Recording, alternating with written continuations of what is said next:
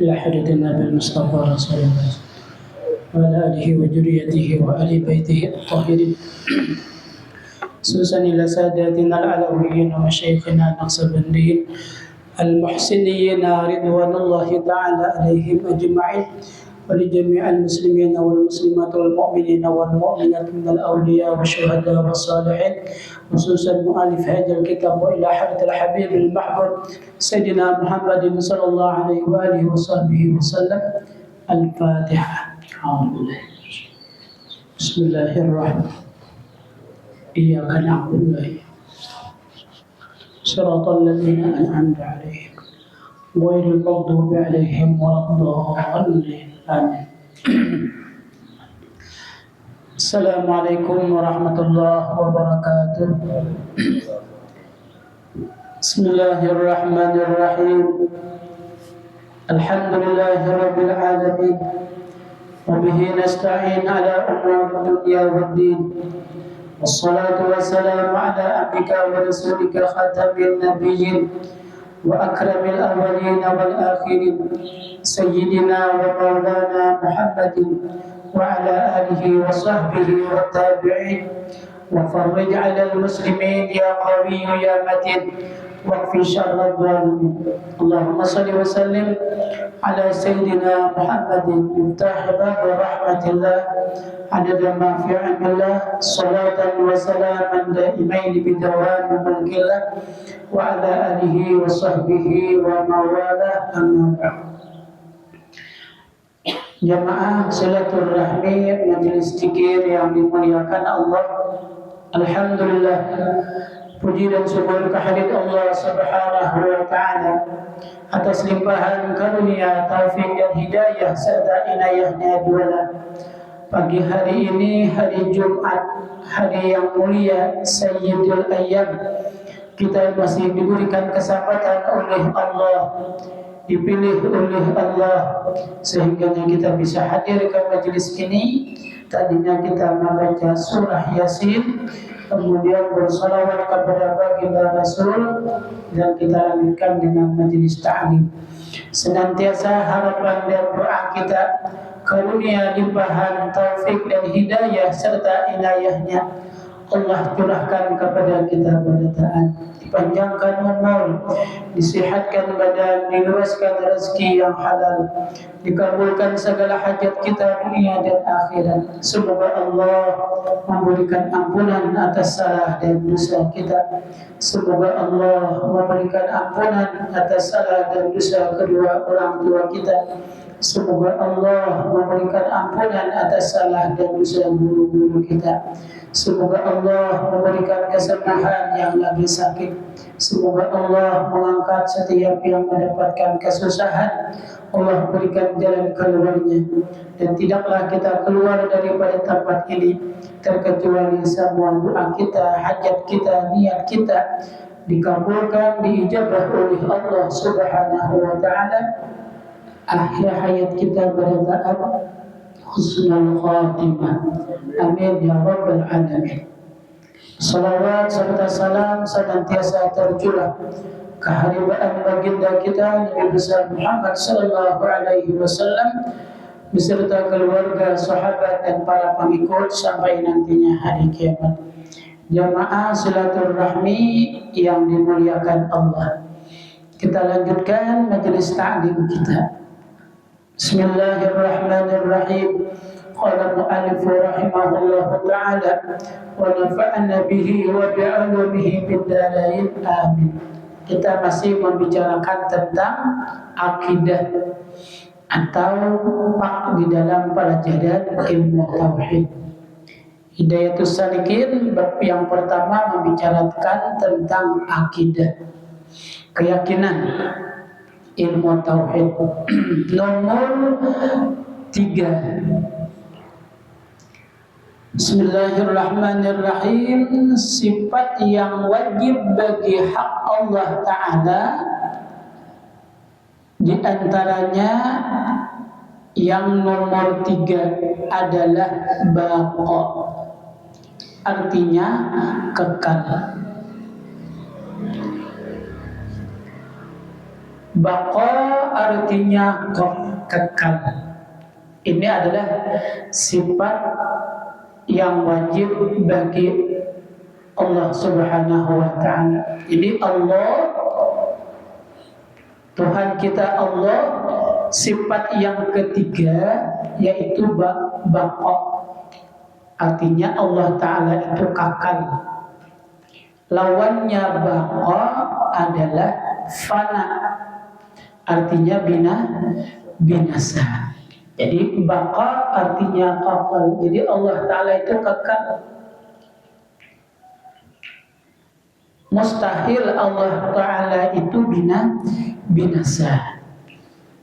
Maka kita sesuaikan semalam dengan hukum akal.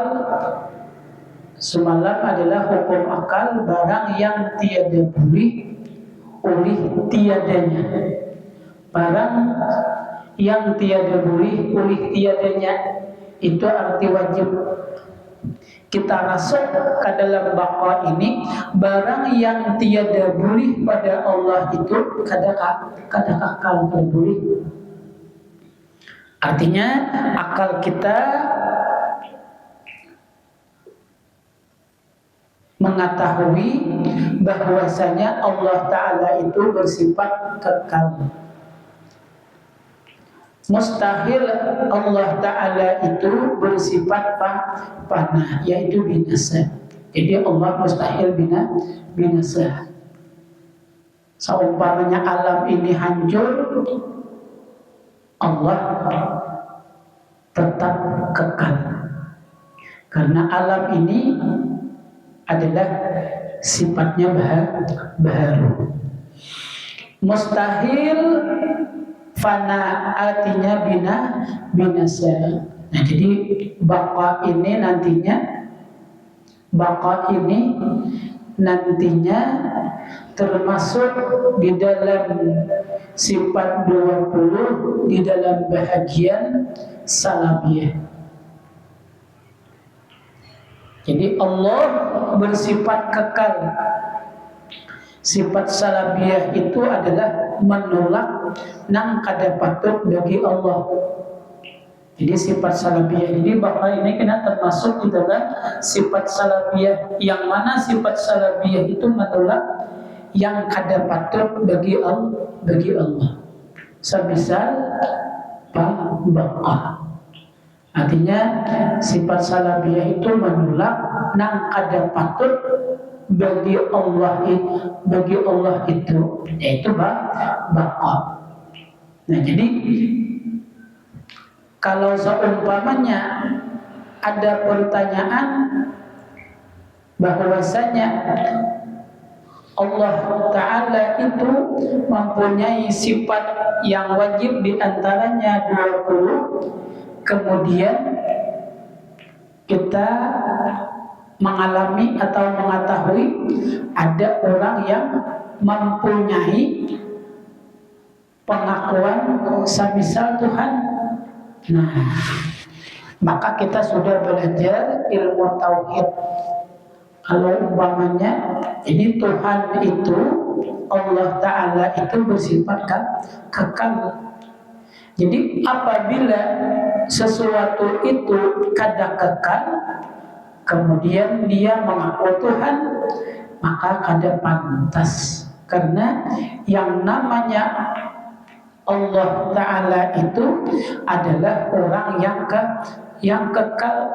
Yang namanya Tuhan itu adalah kekal. Sementara misalnya ada Tuhan bisa bergerak, atau bisa hidup, atau bisa mati, bahasa kasarnya ada kesudahannya, maka ini baqa menolak lawan orang itu untuk dijadikan sebagai Tuhan.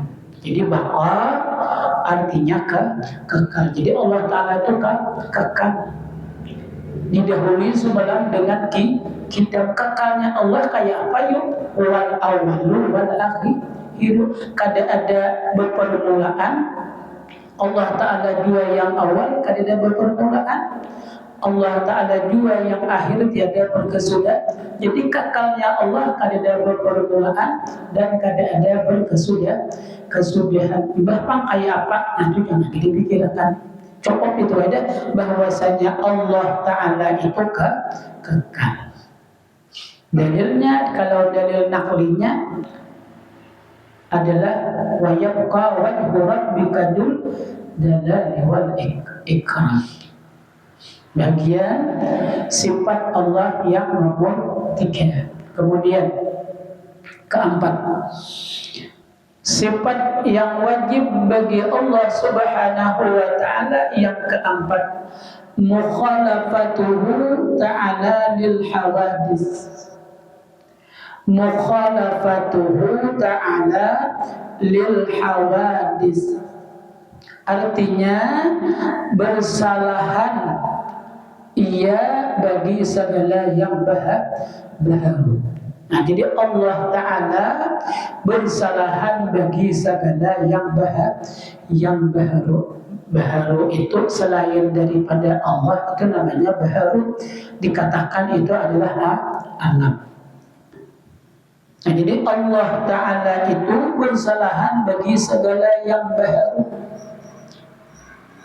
Nah, jadi tatkala kita sudah mengetahui bahwasanya sifat yang wajib bagi Allah yang nomor 4, bersalahan bagi segala yang baharu. Sisi apapun Allah itu bersalahan, sisi tempat bersalahan. Jadi misalnya orang mengatakan Tuhan itu ada di atas, berarti kan bertempat. Yang namanya bertempat itu adalah baharu. Jadi Allah itu kadang mempunyai tempat. Nah, jadi Allah itu bersalahan bagi segala yang baharu. Dan ada akidah-akidah yang terkadang bagi kita orang awam itu bisa terpengaruh.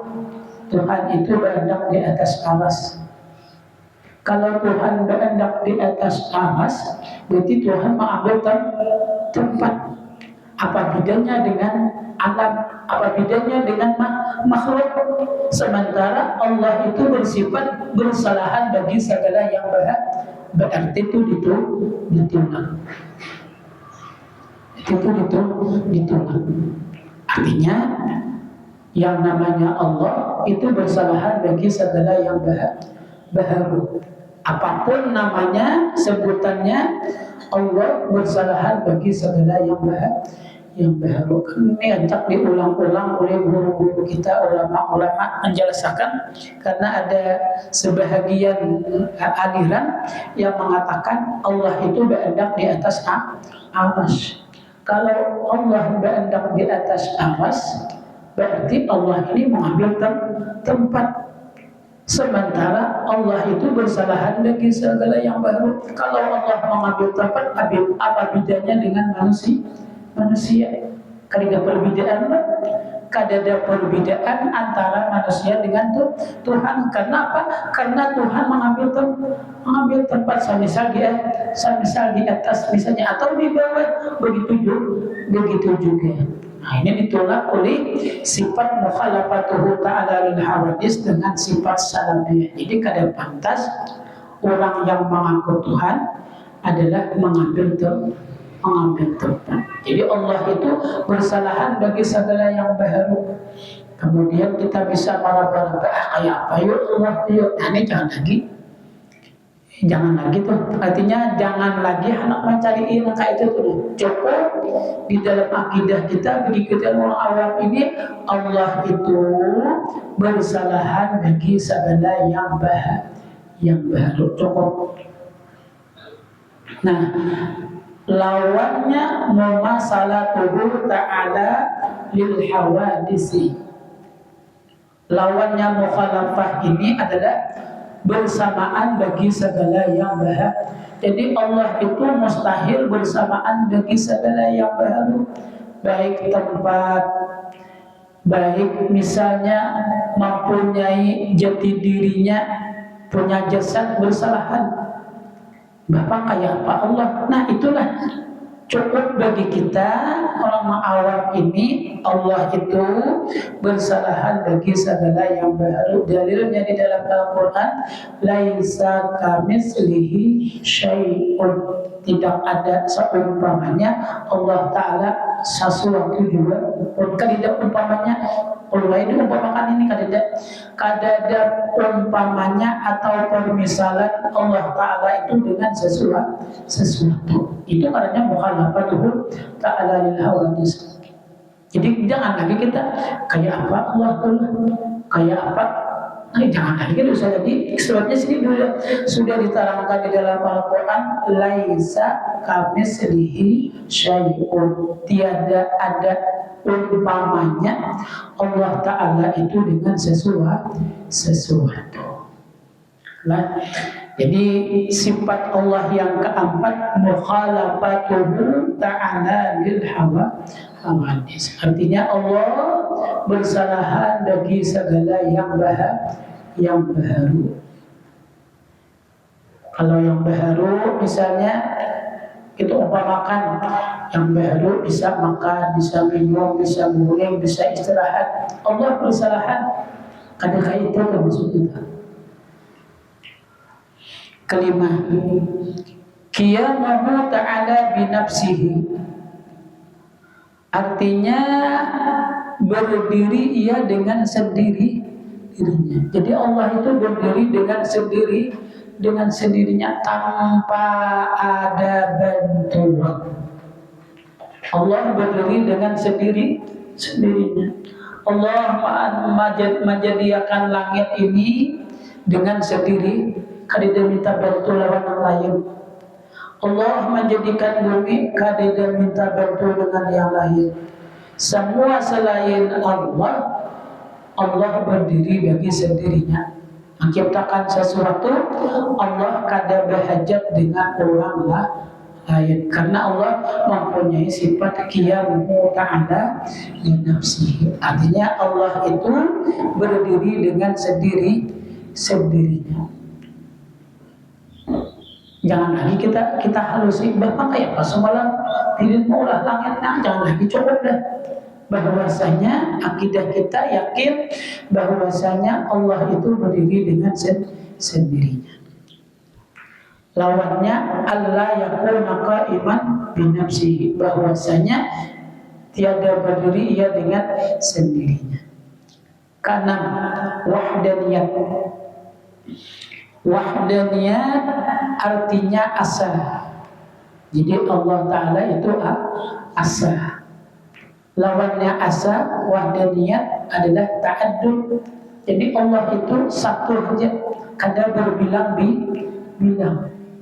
Jadi mustahil Allah Ta'ala itu berbilang. Kalau Tuhan itu berbilang-bilang, berarti lebih daripada satu. Kacau kena. Ya Tuhan seekor, aku hendak ujung. Ujung Tuhan seekor, aku hendak buka. Kacau. Di dalam ilmu tauhid perlu daur. Mana daur itu kan gagalnya menjadi Tuhan. Nah, jadi wahdaniyat Allah Ta'ala itu asa. Kadida berserikat, kadida bakawan. Ta'addud lawannya wahdaniyat adalah ta'addud berbilang-bilang.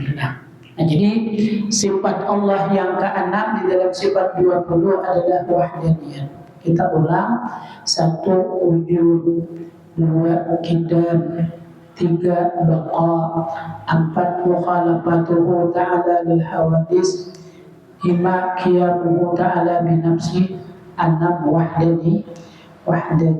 Seharusnya kita ini hafal gitu. Seharusnya hafal nih. Karena ini apa? Ini fondasi kita di dalam agama. Jadi awal kita beragama itu adalah mengenal Allah. Namun kita kada kenal dengan Allah, kayak apa kita nak beribadah? Namun kita ini kada kenal dengan Allah, maka kita beribadahnya bahasa kita kampung tuh goyang gaya jurang tuh. Terkadang karena sesuatu, kenapa? Karena pegangannya ada. Oh si dia itu ada tulang. Nah ini merusak nih. Merusak nilai ibadah. merusak sidin kali tulang begitu lah. Nah arinya hujan sidin tulang kayak itu nah ini kan bahagian daripada merusak nilai niat kita melaksanakan ibadat. Kenapa? Karena dicampuri dengan selain Allah. Nah, ini harus kita praktekkan, harus dipraktekkan di sana kita beribadah. Nah, kalau ada ini kita senantiasa membayangi lawan kita beribadah misalnya.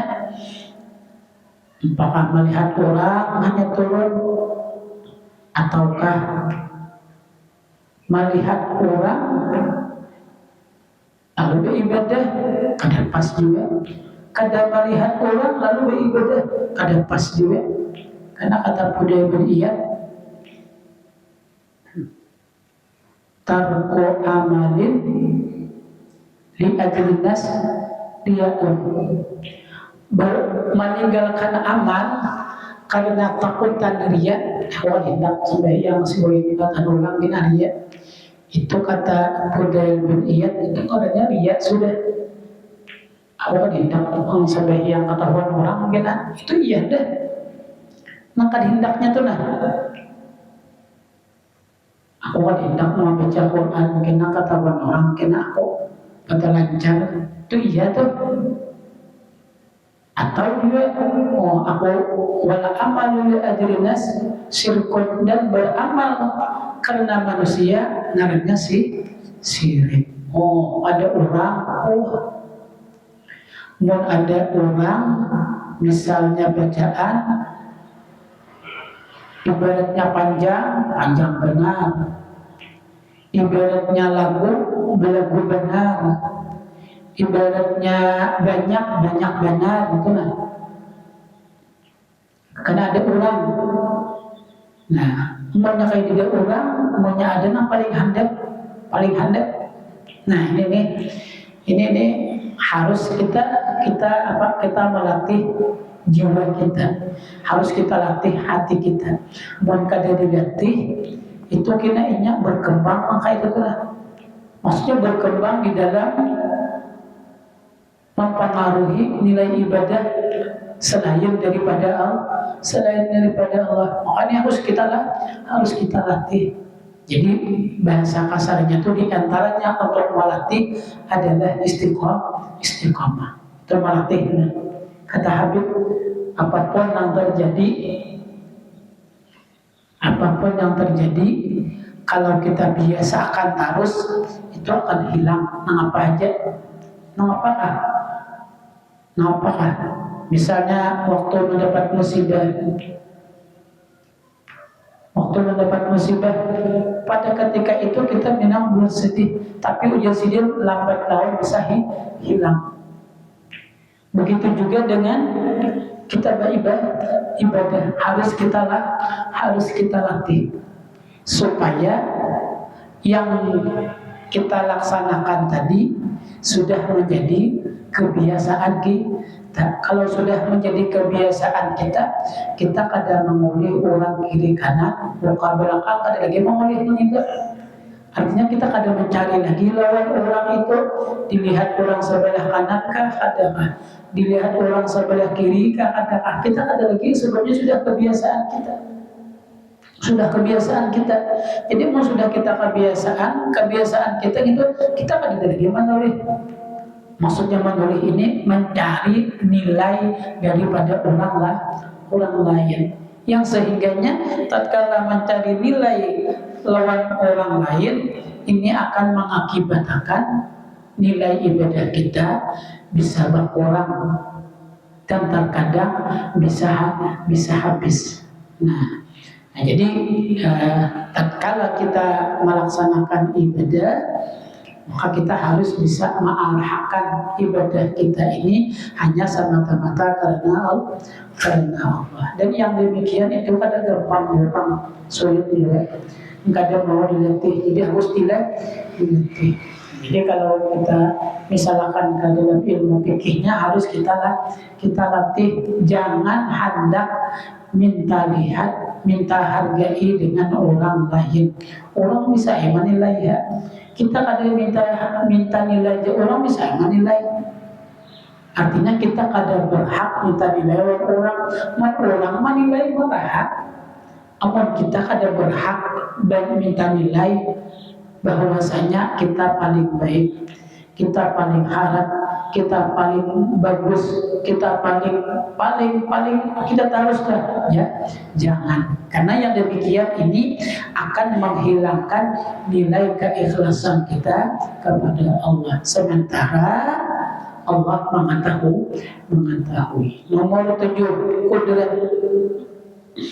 Ketujuh, kudrat artinya kuasa, awak, mampu. Jadi nomor 7, Allah itu kudrat, kawasa. Lawannya kuasa, lawannya kudrat adalah ajaz, lemah. Allah Ta'ala itu kuasa, mustahil Allah lemah. Kemudian ke-8, iradat, artinya Allah berkehendak. Jadi ke-8 iradat, Allah berkehendak. Kehendak Allah, kehendak kita beda. Kalau kehendak Allah pasti, kalau kehendak kita itu bahasa kitanya adalah keinginan atau rencana atau cita-cita. Jadi kalau kehendak Allah itu pasti. Nah, jadi kita tahu bahwasanya Allah Ta'ala itu kudrat, kuasa. Allah Ta'ala itu berkehendak. Ke-9, ilmu, artinya Allah Ta'ala itu mengetahui. Ya, jadi Allah Ta'ala itu sifatnya ilmu, tahu. Khususnya kita misalkan kalau diri kita hadir, Allah Ta'ala itu mengetahui baik nang di luar atau nang di dalam hati, semuanya tahu. Semuanya tahu. Nah, jadi kalau umpamanya Allah itu tahu, kita misalkan Allah Ta'ala itu mengetahui, kita ambil kan nilai ilmu fikih, sembahyang zuhur sampai sembahyang kadakah, ilmu tauhidnya ada, Allah Ta'ala tahu. Nah, itu kita menggunakannya tuh supaya kita di dalam ibadah itu ada kulir, amun kada kita bisa kulir kita tuh. Nah, jadi ilmu tauhidnya kita ada, Allah Ta'ala mengetahui. Kemudian hendak berbuat maksiat, Allah Ta'ala tahu. Wujud juga orang lain kada tahu, Allah tahu. Kayak apa kita, tanggung jawab kita ini kayak apa?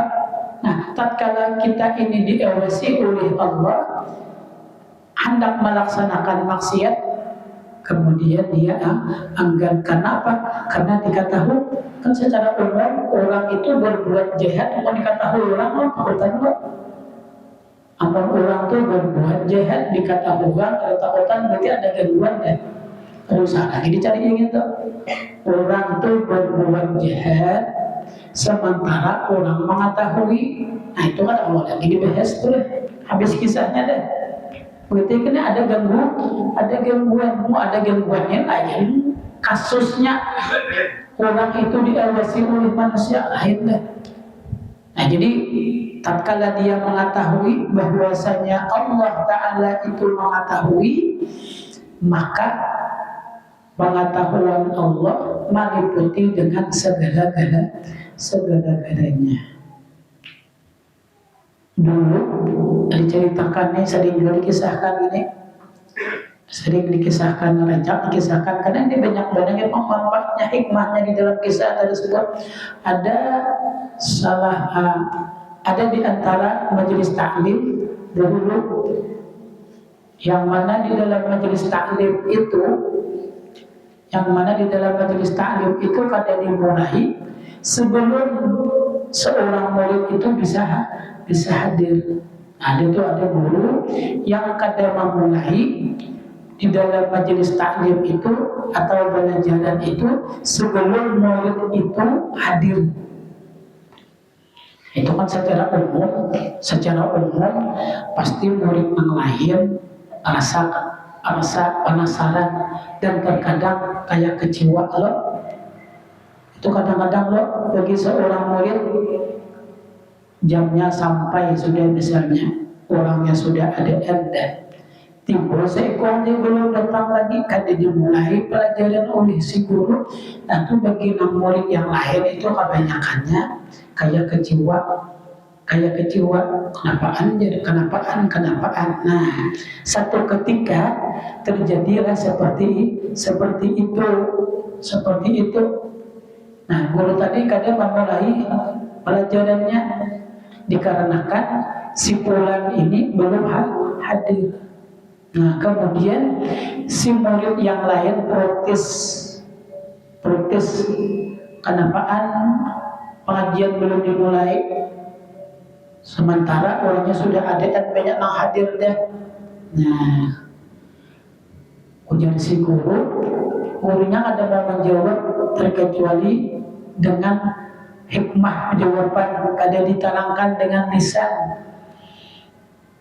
Apa kata guru? Nah, kata guru, kita seorang syekh tadi, Bukan Siddiq, ingin mengetahui pertanyaan yang ikam tanyakan lawan aku, maka aku memberi tugas lawan ikam beritaan. Aku tadi kadang memulai majelis taklim ini sebelum si fulan itu datang.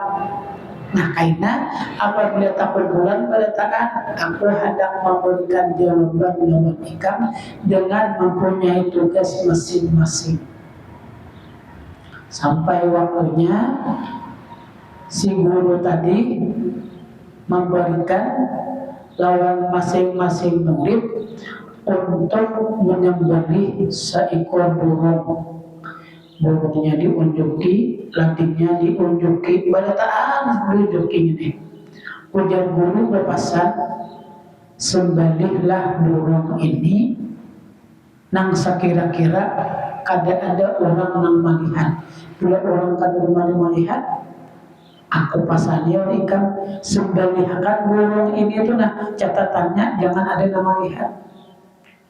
Sesudah diserahkan burung tadi beserta landing terhadap murid tadi macam-macam tujuannya. Ada menggabur rumahan, lihat kiri kanan kerida, potong sembelih.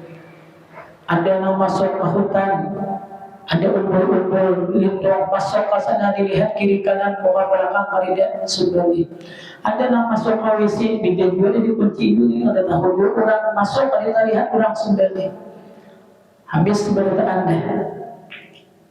Waktu habis sudah, waktu penyembelihan burung tadi sudah habis. Karena bila sudah ikam menyembelih dengan kadada orang yang melihat, serahkan burung tadi lewat aku, kata seorang guru tadi. Nah, habis waktu kemudian dipanggillah murid tadi beritaan masing-masing, menyerahkan burung tadi dengan keadaan penyembelihan di tempat yang sunyi. Jadi serikun ulun membeli burung tadi di perumahan, ulun lihat-lihat kali disiku ikut ulun sebelih lagi sesuai dengan izin piat, sesuai dengan wasiat piat. Nah kali dah melihat ulun sebelih macam-macam lah, macam-macam yang biasa kita ini ada yang ke ujung, ada yang ke muka, ada yang ke belakang, ada yang ke sebelah kanan, ada yang macam-macam. Nah, pada ketika itu terakhir murid nang rancak nang ditunggu guru tadi sebelum belajaran inya datang. Tadudi pada ketika itu masih biasa kita kapal kiting-kiting lagi burung lawan latih. Uma udah si guru seakan-akan menyalahkan deh. Ini beritaan yang lain sudah laksanakannya sesuai apa yang aku perintahkan. Apabila kadida orang yang melihat sebelih burung ini, ujar si guru tadi ikam lawasnya. lawasnya sudah diberi waktu, sudah tidak diulang, bertahan sudah membuang hal keadaannya terpotong, sudah ikam aja kada. Apa jawab si murid? Ulun ni guru itu kok sudah mencari tempat tuh kemana rumahan. Habis itu pulang, kau jual paling sampai sana tuh hingga kerbau. Ia masih juga ada kawa ulun ni guru menyembelih burung ini sesuai wasiat yang tadi nang kadida nama melihat ibadah apa katanya guru ulun itu guru ujar pian tadi sembelihlah burung ini nang sakira-kira orang kadida nama melihat. Ulun sudah bersembunyi kemana haji, sudah bersembunyi sekuat mungkin pisit ulun deh untuk bersembunyi agar kada bisa dilihat, ternyata masih dilihat oleh Allah. Guru kata guru itu bang jawabannya ikat. Jawabannya itu bang sudah. Kepada murid-murid yang lainnya, pertanyaan ikan semalam, kenapaan maka kada memulai sebelum si bulan ini datang? Jawabannya ini. Itu bang jawabannya.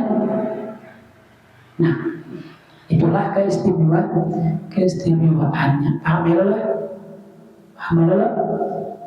Nah, jadi ujar guru, jadi aku ini kada memulai pelajaran nih orang harap ini murid yang paling harap ini senantiasanya dilihat oleh Allah. Inilah menyebabkan aku kadang kawa memulai. Kalau kalian kadang-kadang hatinya hanya di sini, orangnya hanya di sini, tapi hatinya, nah itulah yang menyebabkan perhatianku lawan si murid ini lebih daripada yang lain. Itulah diantaranya orang-orang yang makrifat kepada Allah, senantiasa dia dilihat, diketahui oleh Allah. Mudah-mudahan sedikit ini menambah ilmu pengetahuan kita dan keimanan kita kepada Allah, yang mana Allah mempunyai sifat yang wajib diantaranya 20 dan kita pelajari pada hari ini sampai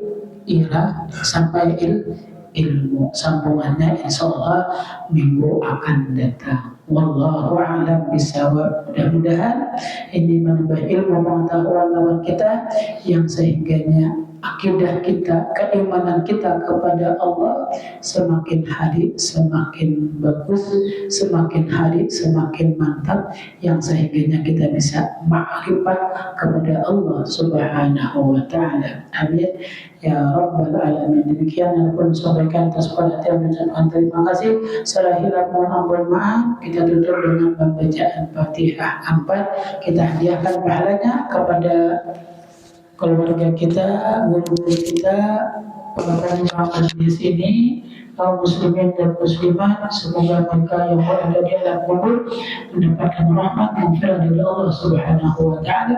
Ala hadhihi wa ila hadratil habibil mahbub sayyidina Muhammadin sallallahu alaihi wa alihi wasallam. Al-Fatihah.